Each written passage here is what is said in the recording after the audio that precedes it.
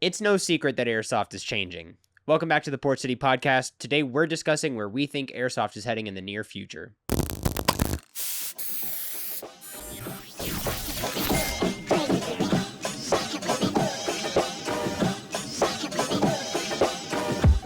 Welcome everyone to episode 61. As you saw in the intro, we're talking about how Airsoft is changing. We're going to be kind of talking about some of the things that have happened, where we're at now, and where we think we're going.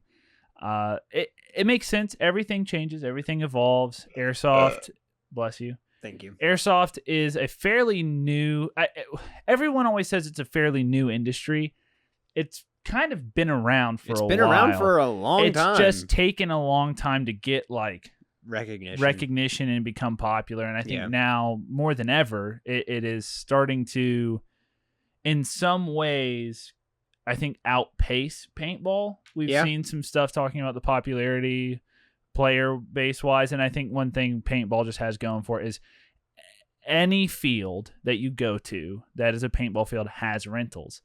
You're lucky to find paint or airsoft places that have rentals. So it's just, there's a trade-off, right? There's a lot more people who are bought into airsoft versus paintball. It's like much easier to just go try out. So, I think the first thing, right, is the gear. The first thing, we're definitely seeing a shift in gear where I feel like in the past it's been more popular to kind of like just get the cheap stuff or like, just magazines and pockets and whatnot. We're definitely seeing both like the industry of like cost effective gear being well made, like a lot of these, $40, $50 plate carriers are styling themselves in the way that $200, $300 plate carriers are styling themselves to try to achieve that like, kind of obviously the more modern look, but then also just the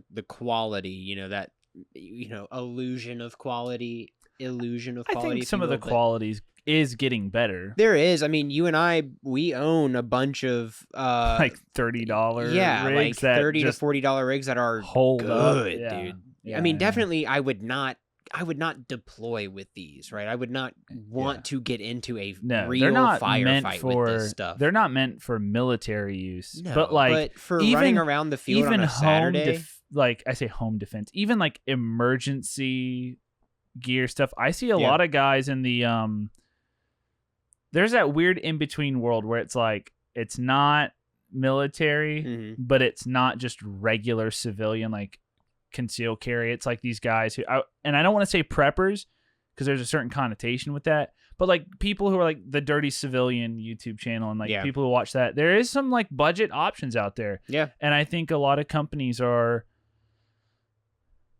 let me backtrack. If Airsoft came around in the 80s, right?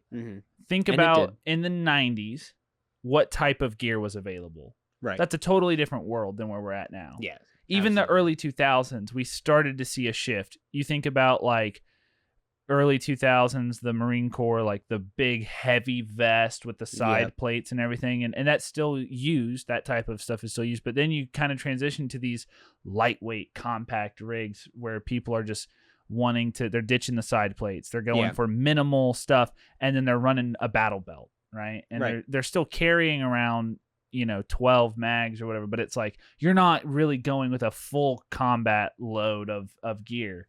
And there's this like transition from that into airsoft where now, because the civilian sector has a lot of accessible gear, now airsoft has that as well. Right. And I think that there's a lot of that has to do with the recognition airsoft has gotten in the real steel community specifically, because now we're seeing airsoft being used as real steel, as training in like conjunction with other things as far as training for real steel stuff, whether it's military, police, all that stuff. There's civilian classes that do it too, with force on force training using airsoft and then coupling that with real steel target shooting and real steel tactical movement and stuff. I think that the more that we see that, and the more that airsoft is being used for training in those fields, in law enforcement and military, I think the more we're going to see an emphasis. I think you see this in kind of like what you were talking about with like the civilian sector. I think it trickles down, right? The military gets a piece of equipment, and then there's a civilian model of this piece of equipment, and because of that, it goes to airsoft, right? So we're just seeing that. So I think that's the only natural, that's the natural flow of things, and I think that I mean we're still seeing that now, the way that people are building their kits, but then I'm also seeing people go back in time a little bit too, go like Vietnam era kits, or like even Desert Storm. Dude, Desert Storm and Gulf War is now like, I didn't realize a lot of that took place in the 90s and early 2000s when I was like a kid, and so now I'm like, oh yeah, but then that's now considered old. Yeah. It's and that's the two worlds of airsoft, I think, right? And I think we live in both of those. Yeah. There are times where we want to go to a MilSim event and we want to wear our full kit, and we want to just be like, hey, this is like my preparedness kit for emergencies, and this is this is what I would run if I had to get up and operate. Yeah, if I had to be in a dangerous environment, and all this stuff. But then at the same time, like, dude, I'll run out there with a Chinese surplus cavalry bag and an RPK, just like a little tote. Yeah, and it's like I'm out there to have fun. Yeah, right. So it's these two different worlds of like, you've got all this real steel stuff that people are trying to do. You've got military and police trying to use it to train. But then you also just have people who are like, yeah, I'm going to dress up as a Mad Max character and use a 3D printed sawed off shotgun. And I'd like to see more of that kind of stuff. Yeah. I feel like airsoft's gotten away from that a little bit. And I feel like there's so much.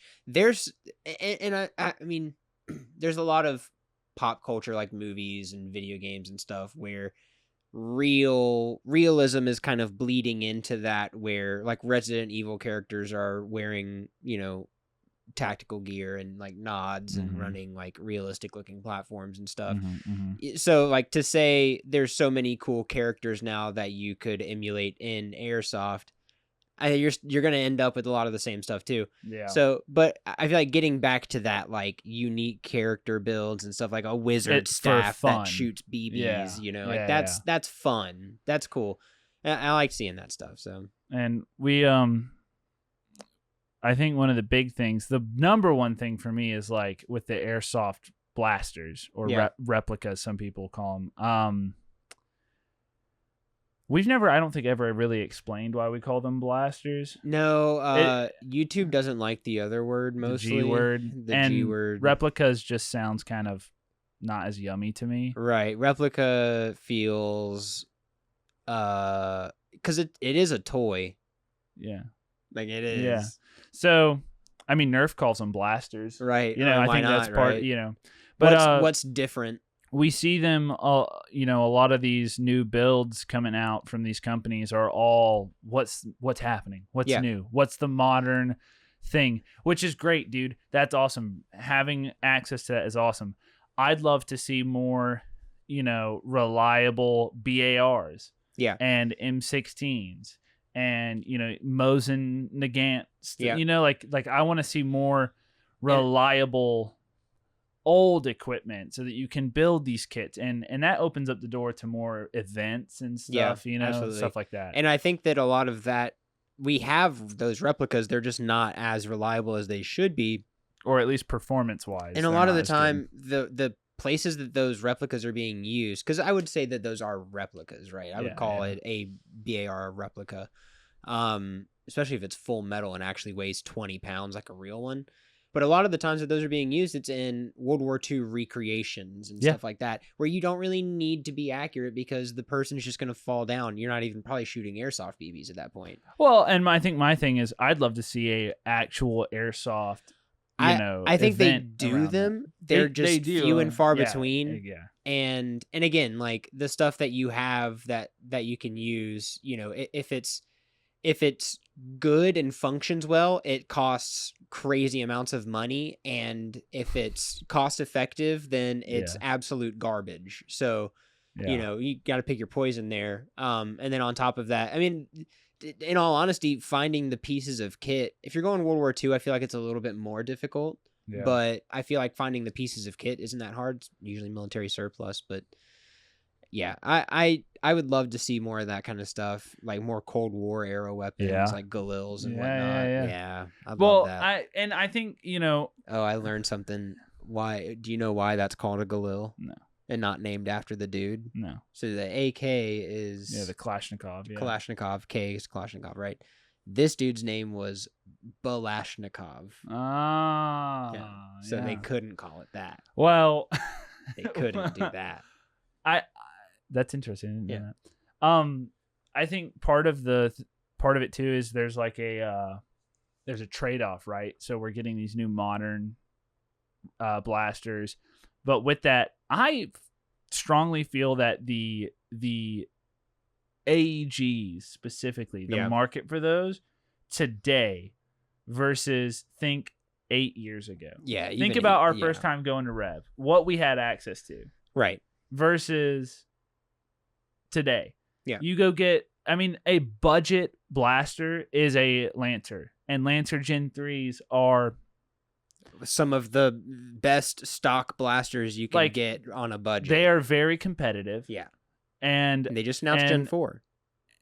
It just felt like when I was younger, it really was like, man, like I've got to do a lot in my play style to compensate for the gap here between my $100, $200, whatever AEG and this guy's, $800, $1,000, $1,200 build. And today, don't really feel that way. On the field, man, like I think on paper, the groupings and the range and the consistency of the FPS and the joules, but that gap is much smaller. But it's much smaller, and on weekend gameplay, you don't notice it. Yeah, you really don't. It takes a lot for you to be like at a disadvantage, and that, I mean, I think that comes down to the quality of the gearboxes, the motors, even the bodies being from polymer now. Most creations today are metal, and if it is polymer, it's that new nylon. Right, I was just about to say, like that we even like in the last few years have seen like updates to the materials that airsoft blasters are made out of. It's not just like plastic anymore, right? We have either it's made full metal, like LCT is making blasters that are fully metal, that parts are interchangeable with real steel stuff, right?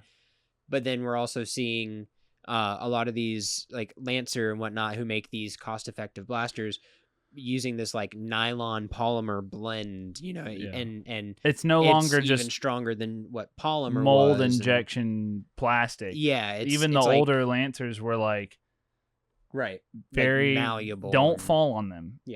We've got one that had a not insignificant amount of JB weld on it. Yeah.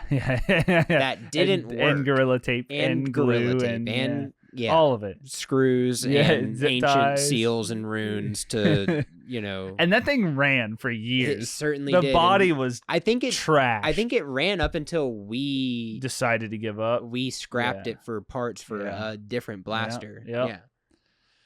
So man. That was on us. It's crazy how the quality just continues to improve, and I really hope that continues to happen. Yeah. How do you think that has affected gameplay? How do you think all these changes has affected your actual experience on the field? I have noticed the standard, and this could be just me getting older, right? And I'm almost 30 years old. I can't run like I used to.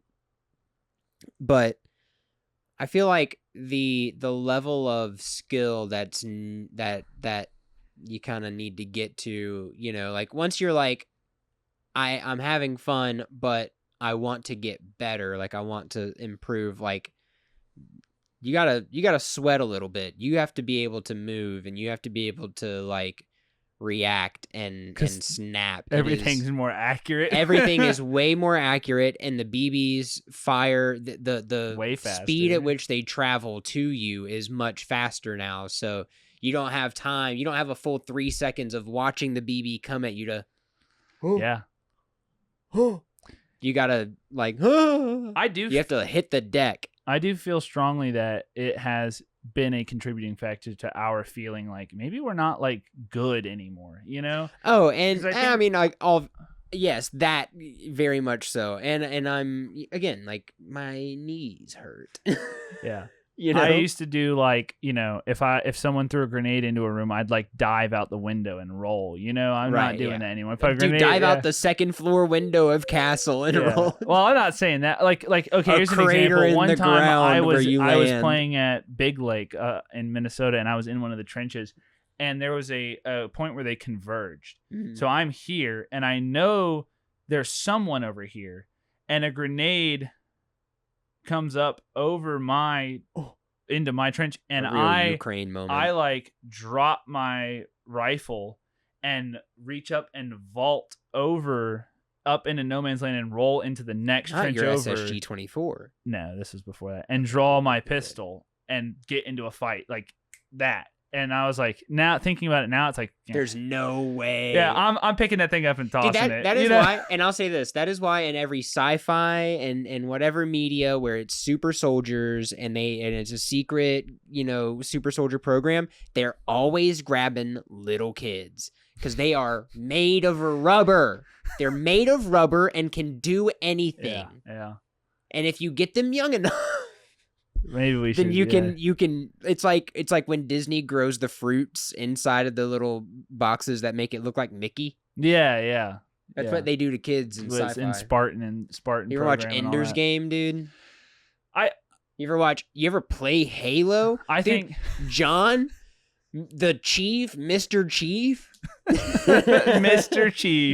Chief is like 17 years old in Halo 1. Dude, he's not that old. Yeah. No, he's older than that. But he's like not that old. He was like what, 12 or 8 or something? I don't remember. He was a child. He is young, dude. He's much younger than Sergeant Johnson. Yeah. I do think it's contributing to that. And that's not me complaining at all. I'm very thankful. I think we also have been in a season. Your decaying body. We have also been in a season for the last couple of years of not really competitive play. Yeah, taking it like we used to go out chill. As a like, let's get out there. We're gonna get out there. We're gonna do it. You know, that was the mindset. Stretching before and everything, dude. And I think now it's more of like let's just go play Airsoft. Yeah, like we're just gonna go have fun. Like a few mags. Yeah, and I'm gonna put a few mags in my overalls, and we're just gonna go play like a few games until like lunch. Yeah, exactly. Yeah, pretty much. So, I think all this stuff is very good for Airsoft. I would say my prediction for where Airsoft is going is one of two paths. One, if it continues to get more realistic, we will continue to see more ATF intervention. Oh, yeah. Number two, if that doesn't happen, I think Airsoft will become the new, like in the next 10 years, I think Airsoft will be the new sport that is like how paintball through like the 90s and early 2000s became like a huge like, oh, it's like competitions are being hosted. We already have that. But I think we even have milsim. I think it's so accessible, and it is a financial commitment, but it's like way cheaper than getting competitive paintball gear. Yeah, to get into and I mean, again, like paintball has been around. I feel paintball has been popular for much longer than Airsoft, but paintball has not really been used that heavily in like police training and military training. And I agree. I think it has been used, but not it has to been, the same way. Not to the same extent. You can get much closer, and I think that the important thing with that is training gear, like knowing your gear, knowing where everything is on your kit, knowing how to work your weapon and manipulate cover and stuff. But yeah, I definitely agree that I think the more that we see that popularized, we're gonna see more intervention by the ATF.